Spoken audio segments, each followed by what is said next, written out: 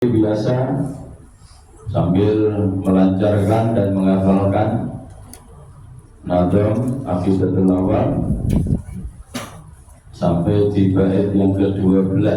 Baca bersama-sama dengan baik, dimulai dengan basmalah. Bismillahirrahmanirrahim. A'udzu bismillahirrahmanirrahim wa birrahim ilaimil ihsani walhamdulillahil qadimil awwali al-akhiril baqi bila tahawuli summa salatu wassalamu sarmada ala nabi khairi man qad wahada wa alihi wa sahbihi wa man tabi'a sabila dinil haqqi khairam mubtadi wa ba'du fa'lam bi wujubil ma'rifah min wajibil lillahi isrina syifa Allahumma wujudun qadimun baqi mukhalifun lil khalqi bil itlaqi wa qaimun qani wa wahidun wa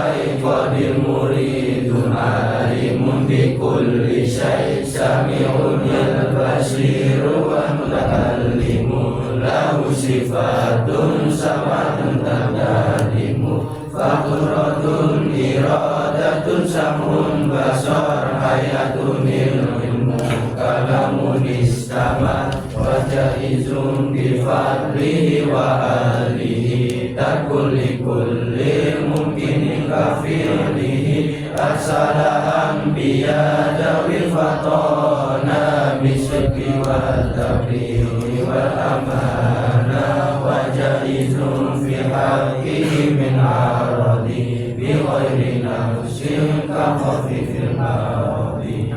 Baik, selalu dibaca dan terus dibaca supaya kalian selain lancar juga secara bertahap bisa hafal.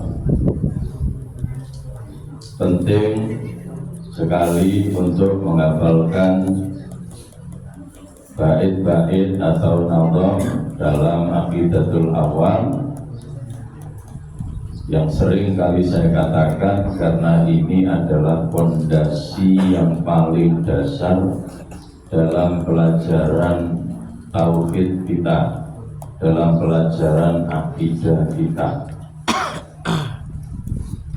Saya tidak bosan untuk mengatakan bahwa kekuatan tauhid itu akan menentukan kebaikan seseorang.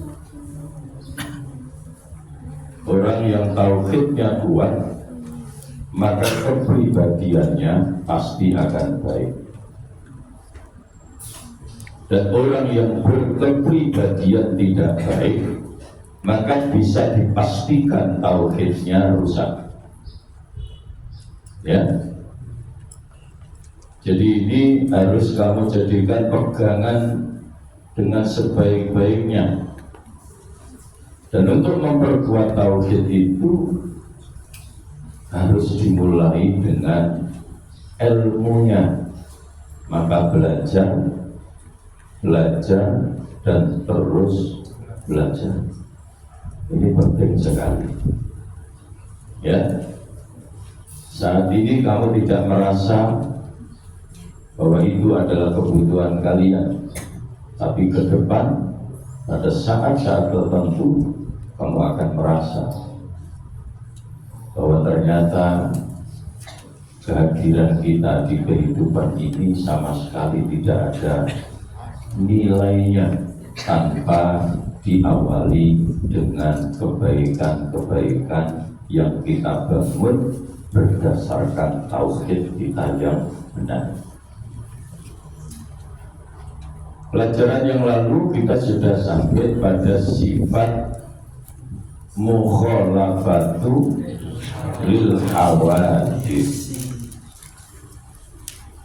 bahwa sesungguhnya Allah Subhanahu wa Ta'ala itu memiliki sifat mukhalafatul hawadits yang berarti berbeda dengan semua yang baru.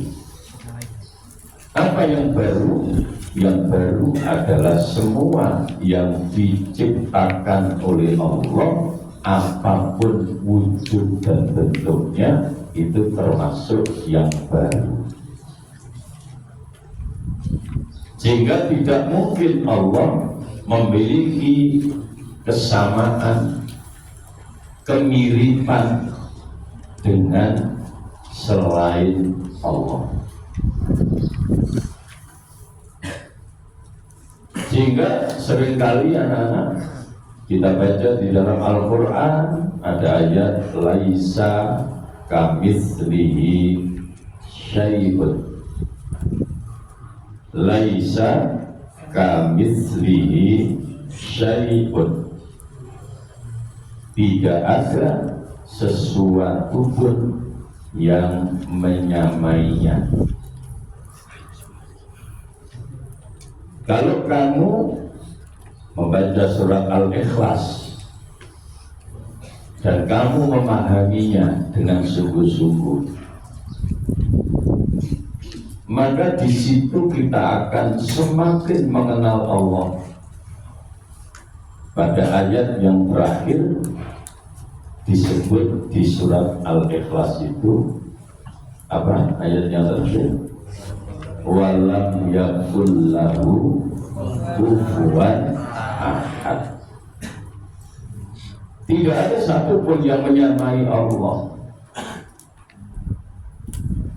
Memang siapa mau menyamai Allah? Tidak ada. Karena selain itu, selain Allah adalah sesuatu yang baru yang diciptakan oleh Allah, dan itulah yang disebut dengan makhluk.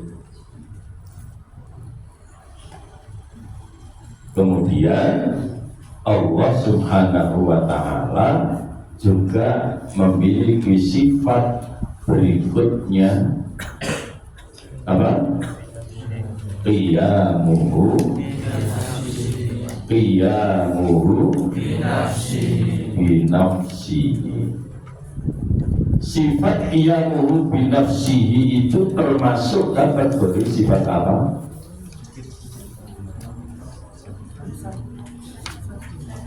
Sifat qiyamuhu binafsihi termasuk kategori sifat apa? Salbiyah. Saya ulang-ulang supaya kalian hafal. Sifat salbiyah itu terdiri dari berapa sifat? Berapa?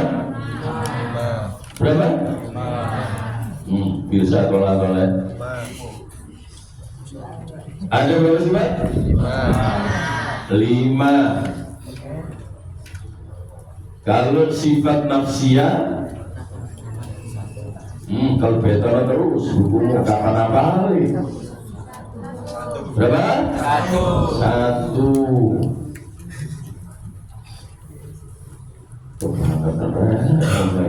Apa? Ya. Kamu sarapan apa ya? Terus tuh.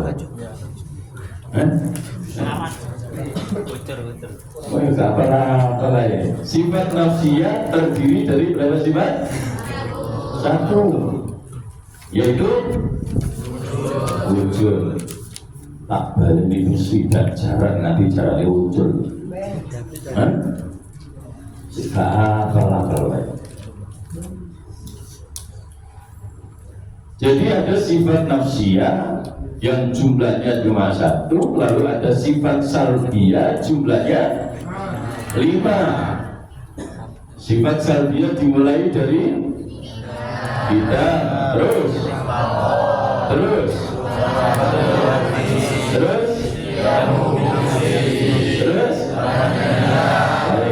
berarti kita sampai pada sifat yang keempat dari urutan sifat salbiyah, qiyamuhu binafsihi. Allah itu memiliki sifat berdiri sendiri. Apa maknanya berdiri sendiri itu? Tidak bergantung pada yang lain. La yahtaju li ghairihi. Allah itu tidak butuh kepada yang lain. Catat baik-baik, ini penting sekali. Allah tidak butuh kepada yang lain. Maka kalau kamu sholat, kalau kamu ngaji, kalau kamu zikir, jangan pernah terbersit di hati kamu bahwa itu adalah kebutuhan Allah. Allah nggak butuh sholat kamu. Wis ya. Allah nggak butuh zikir kamu. Allah nggak butuh semua kebaikan kamu. Bahwa kemudian Allah menyuruh kita sholat, maka sholat yang kita lakukan itu untuk siapa? Untuk diri kita sendiri. Ngapain kamu masih tetap malas kalau sholat? Padahal untuk diri kamu sendiri. Ya. Ngapain kamu kalau sholat masih guyon? Saya sudah salam, sudah berdiri takbir lagi. Ijik ngene. Emang kamu kira sholat kamu itu menjadi kebutuhan Allah? Tidak butuh. Allah tidak butuh itu. Ya, tidak usah kita yang hanya satu sekolah, sak dunia. Andaikan tidak ada satupun makhluk yang menyembah Allah, nggak ngefek bagi Allah. Ya, wis rumah orang. Andaikan seluruh alam semesta ini tidak ada yang mau menyembah kepada Allah, sama sekali nggak ngefek bagi Allah. Allah tetap Tuhan. Sehingga saya seringkali guyonan, Allah tetap Tuhan karena nggak ada pemilu milik Tuhan. Ya kan? Kalau presiden nggak dipilih, keren. Ya. Gubernur nggak terpilih, berhenti. Bupati nggak terpilih, leren. Tapi Allah tidak ada pilihan, karena Allah tetap Tuhan. Camkan baik-baik di hati kamu. Dalam keadaan apapun, dimanapun, Allah tetap Tuhan. Maka Allah nggak butuh siapapun. Kok kagak sembahyang kabeh. Ibu nak coba baca cangkruane dari pengeran KPN. Ya, emang Allah butuh sholat kamu? Enggak. Maka saya heran kalau ada manusia apalagi mengaku beriman kok tidak sholat aras-arasan, mikir. Ya, apa kamu kira sholat itu untuk Tuhan? Bukan, untuk kamu sendiri. Ya, untuk kamu sendiri. Ketika selesai sholat kamu diajak zikir untuk siapa? Untuk kamu sendiri. Karena kebalikan itu akan kembali kepada diri kita sendiri. Maka heran kalau ada orang dijak zikir kagel malik uteke. Kenapa? Karena ngaku iman. Kalau orang kafir nggak mau zikir kepada Allah, jangan kafir loh. Iya kan? Kalau orang kafir nggak sholat, ya memang kafir dia. Tapi mengaku beriman, dijak dikir gak gelem. Goblok pangkat 10. Ya, gak terima pangkat 10, pangkat apa? Pangkat 10. Mungkin pangkat 1 juga goblok ini. Ya, ngono aja alasane. Sing kudu ngising lah. Sing kudu ngoyo lah. Hah? Sing kudrana lah. Sing utangnya mulus lah. Hah? Sing guyu ini ngono terus. Ya, hati-hati. Loh, ini semua terjadi karena apa? Karena kamu tidak sadar bahwa Allah tidak butuh kamu, kita yang butuh Allah. Yes ya. Rumah Allah benar. Allah tidak butuh kita, tapi kita yang butuh kepada Allah. Saya betul-betul heran anak-anak. Ketika ada orang ngaku iman, ngaku Islam, kok dijasi bayang, gak pakai Arab gitu. Ya, orang kasih sebagai buka, dijak orang rokaat mulai teh. Iji oleh papat bungkar, ini orang tahu ya. Ya, justru nggak mana. Ya, walaupun kata-kata saya boleh jadi sambil berdua, tapi itu sesungguhnya bahwa kita butuh kepada Allah.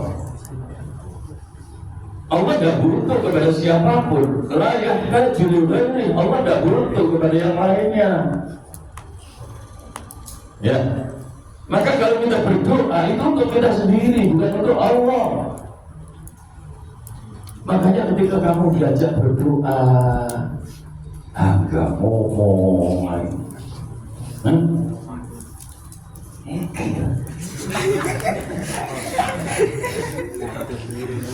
Ya, coba.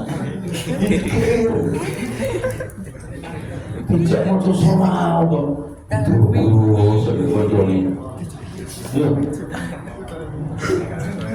Gusti Allah ngekei otak, ngasih pikiran kita untuk berpikir. Ya, jaga rumah itu. Iya Pak. Iya. Oke, jatuh aja loh. Ya. Ya, dengarkan. Makanya tadi saya katakan orang akan baik ketika tauhidnya baik.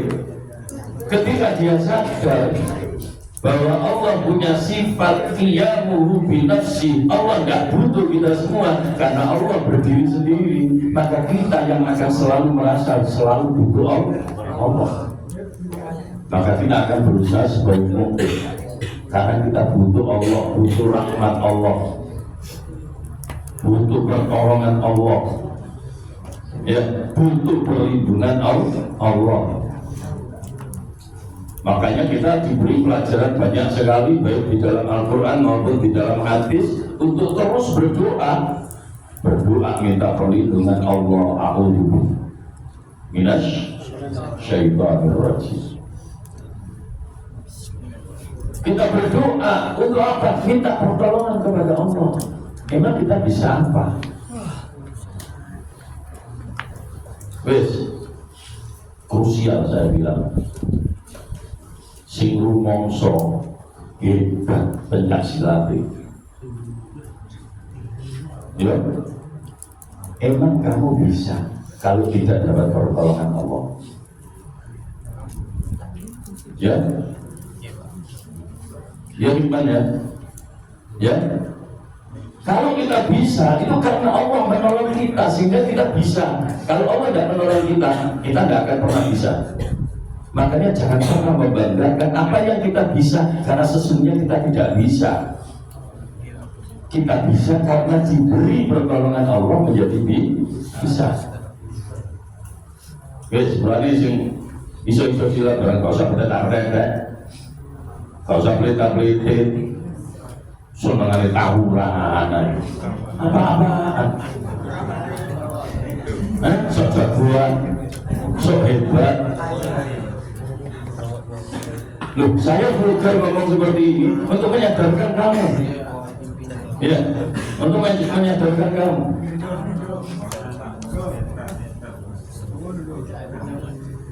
Tidak hanya urusan itu, termasuk kamu bisa sekolah dengan baik, berprestasi, kamu PKL dengan baik, akhirnya kompetensi kamu baik, bukan karena kamu yang hebat. Kamu itu siapa bilang hebat?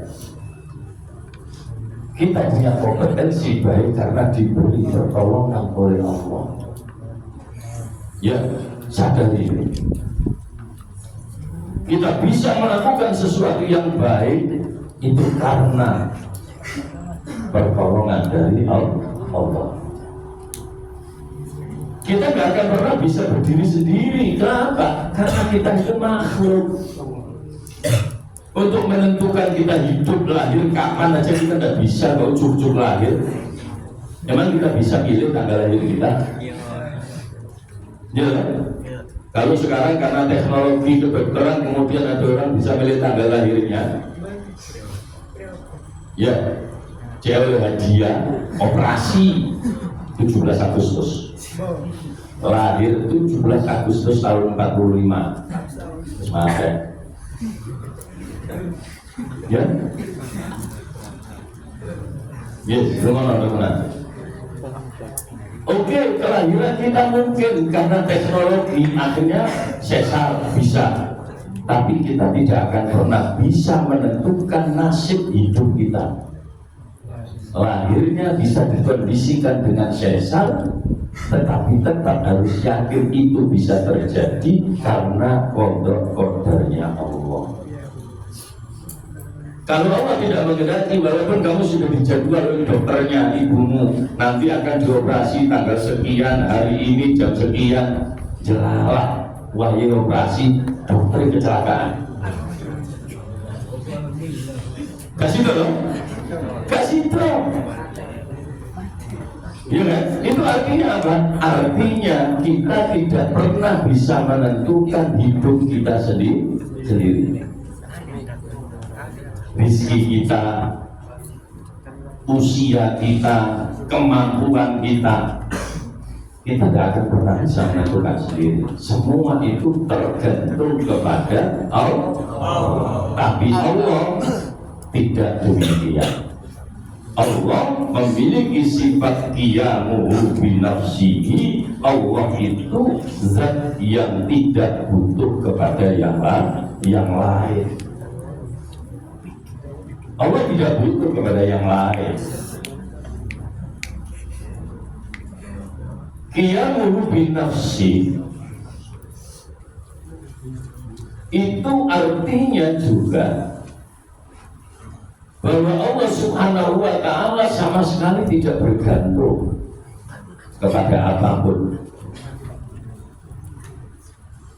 Maka keberadaan Allah, eksistensi Allah itu tidak bisa kita bayangkan. Allah butuh ruang, Allah butuh waktu, tidak butuh semuanya.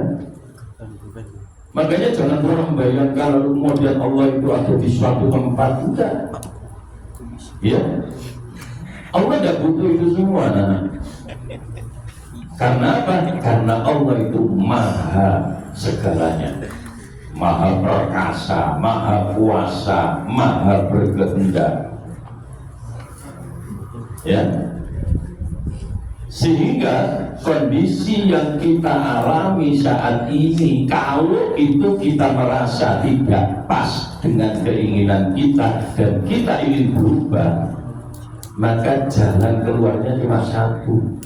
Allah, minta pertolongan kepada Allah, karena hanya Allah yang bisa menolong.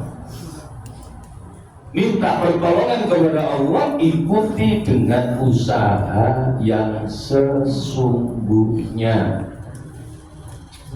Ya.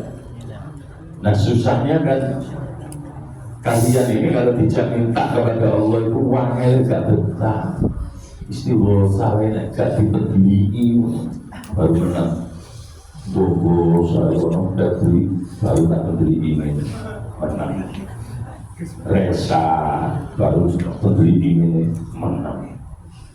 Lu kenapa sih tidak tumbuh dalam kesadaran diri kita bahwa kita ini butuh Allah? Karena kita tidak bisa berbuat apa-apa tanpa pertolongan Allah. Ya, terus ini teman-teman itu. Kita tidak bisa berbuat apa-apa tanpa pertolongan dari Allah Subhanahu wa ta'ala. Kalau itu benar-benar kamu camkan dalam hati, kamu yakini di dalam hati kamu, tanamkan sekuat mungkin di dalam hati kamu, maka kamu akan merasa bahwa kita betul-betul butuh Allah. Maka kita akan berusaha untuk terus mendekat kepada Allah. Ya, kita harus terus berusaha mendekat kepada Allah. Karena bagaimanapun ketika kita dekat dengan Allah, maka kita akan dekat pula dengan pertolongan Allah Subhanahu wa ta'ala. Kalau kita jauh dari Allah, jangan pernah bermimpi untuk bisa dekat dengan pertolongan Allah. Ya, kita sama-sama manusia saja. Saat kita tidak kenal dengan seseorang, tiba-tiba ada ujuk-ujuk bermoro jalur dulu. Kira-kira waktu dulu ya kan? Kamu sopo? Kamu gak kenal bayimu, lalu. Iya dong. Maka kita perlu dekat dengan mulai dari mana? Mulai dari kenal. Meskipun Allah tidak akan pernah sama dengan makhluk, maka akan lebih indah ketika kita mencoba berusaha untuk mengenal Allah. Setelah itu kemudian kita mendekat kepada Allah. Setelah itu baru kemudian kita minta pertolongan kepada Allah. Kalau kita tanya seberapa Allah dekat dengan kita, kalau Allahnya dekat dengan kita, yang jadi pertanyaan kitanya dekat enggak dengan Allah? Iya kan? Makanya di Al-Quran itu kan Allah juga mengingatkan kepada kita. Kalau ada orang bertanya, di mana posisi Allah? Jawabannya simpel sekali. Allah katakan, fa inni qarib. Sesungguhnya aku itu dekat. Ya, sedekat-dekatnya. Hanya tinggal kita manusianya. Ketika kita sadar Allah itu dekat, apakah kita mau terus mendekat atau justru kita lari menjauh dari Allah? Ya, inilah yang saya ceritakan tadi anak-anak. Kenapa? Pelajaran tauhid itu menjadi penting, pelajaran akidah itu menjadi penting, karena ini akan membentuk karakter kalian. Ya, ini yang akan membentuk karakter kalian untuk bisa menjadi karakter yang baik. Ya, saya berharap pelan-pelan, walaupun 1 tetes, 2 tetes, ilmu yang kalian terima bisa memberikan manfaat untuk kebaikan kita semua. Amin ya rabbal alamin. Baik, sementara sampai di situ kita akhiri Al-Fatihah.